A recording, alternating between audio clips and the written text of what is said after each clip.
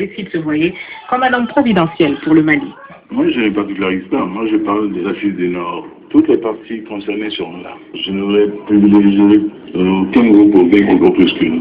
Sur le cas du Mali, je ne serai pas là pour gérer une nouvelle chrysanthème. Je serai là pour gérer le Mali, dans tous ses aspects et à hauteur de dignité présidentielle. C'est-à-dire que je ferai en sorte que ceux que je chargerai de conduire les affaires, les négociations au nom du Mali, le fassent dans la sérénité, dans l'honneur, dans la dignité et surtout en ne perdant jamais de vue qu'il faut recourir à un tissu national largement déchiré. Il faut que nous retrouvions frères en faveur de ce pays.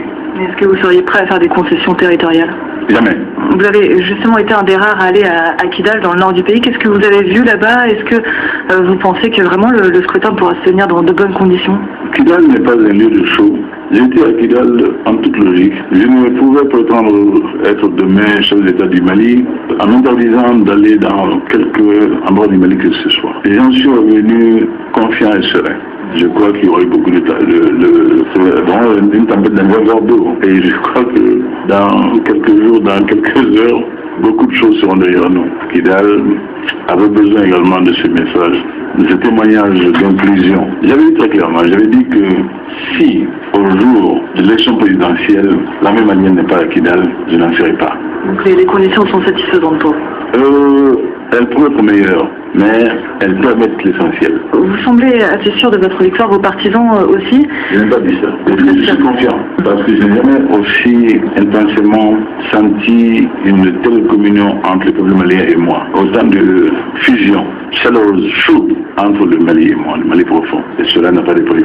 Si vous veniez à perdre les élections, à ne pas être au second tour, qu'est-ce qui va se passer? Vous aviez déjà contesté les résultats des élections présidentielles par le passé. Est-ce que c'est quelque chose... Je n'ai jamais fait. Mon message au stade du 26 mars a été celui-ci.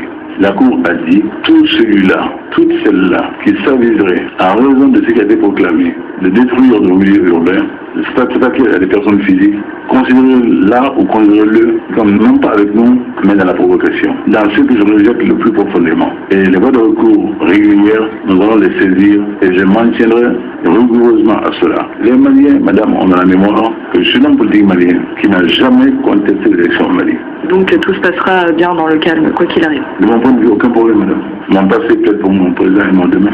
On entend parfois que vous êtes soutenu par l'armée ou une partie de l'armée. Qu'en est-il? Vous savez, madame, l'armée malienne est partie totalement intégrante du peuple malien. Et si elle me soutient, je suis fier de ce soutien, madame. Comment pouvez-vous comprendre qu'un président de la République soit honni par son armée?